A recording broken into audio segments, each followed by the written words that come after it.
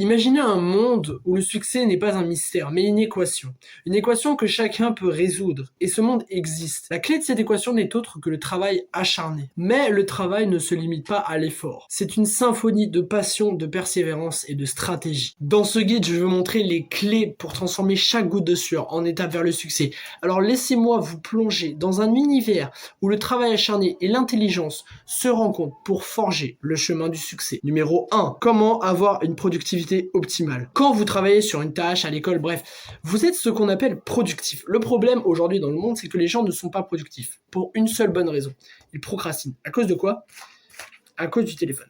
Ce téléphone vous fait ce qu'on appelle procrastiner. Quand vous travaillez et que vous utilisez votre téléphone pour scroller, je ne sais pas quoi, sur TikTok, aller sur Instagram, répondre à des messages, vous êtes ce qu'on appelle pas productif. Vous n'êtes pas productif, vous procrastinez. Donc voici quelques conseils pour ne plus procrastiner et devenir productif en travaillant. Premier conseil, la stratégie du bloc de travail. Divisez votre journée en plusieurs blocs de travail dédiés à des tâches spécifiques. Effectivement, cette approche vous permet de plonger profondément dans chaque activité et d'exploiter pleinement votre concentration et votre créativité. Deuxième conseil, la technique du deep work. Le deep work est l'art de travailler sans distraction sur des tâches cognitivement exigeantes. Le deep work, c'est vous plonger dans un état de flux où chaque action vous rapproche de la maîtrise et de l'excellence. Je vais vous parler aussi d'une technique très importante avec le deep work, c'est qui est beaucoup utilisé. Beaucoup vous parlent dans le développement personnel d'utiliser le deep work. Le deep work est très pratique, sauf qu'il faut l'apprendre à le maîtriser. Avec la fameuse technique du 80%, 20%.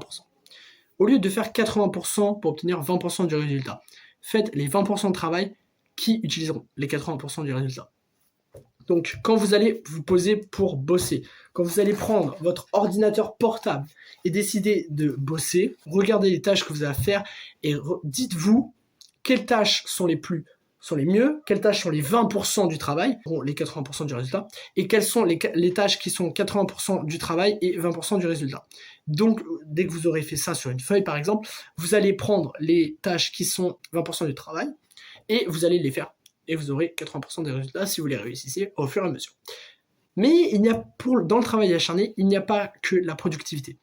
Il y a aussi, numéro 2, forgez-vous une discipline de fer. La discipline, c'est une des choses pour devenir le plus productif. Voici quelques conseils pour devenir plus discipliné dans votre vie. Premier conseil, construisez votre routine idéale. Votre routine quotidienne doit être le reflet de vos ambitions. Identifiez les moments de la journée où vous êtes le plus productif et structurez vos tâches les plus importantes autour de ces pics d'énergie.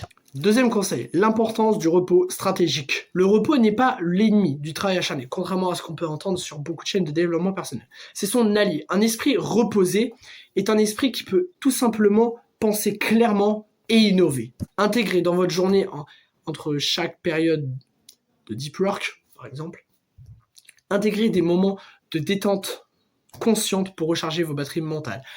Attention, quand je dis repos, c'est repos, par exemple, aller marcher, prendre une douche, lire un livre, je sais pas, s'occuper de mes animaux, sortir mon chien, faire du jardinage, planter mes plantes, trier mes mails, par exemple, je ne sais pas, ranger ma maison, faire mes poussières, ça, c'est se reposer.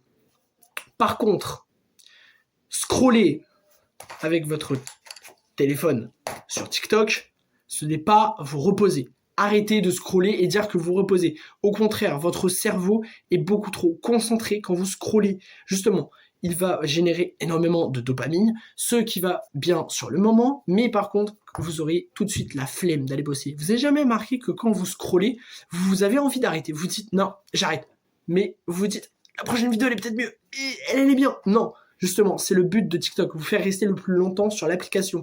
Quittez l'application au plus vite, même si vous n'avez pas envie. Car la dopamine, ok, d'accord, vous pouvez scroller aujourd'hui, d'accord. Si vous scrollez une fois.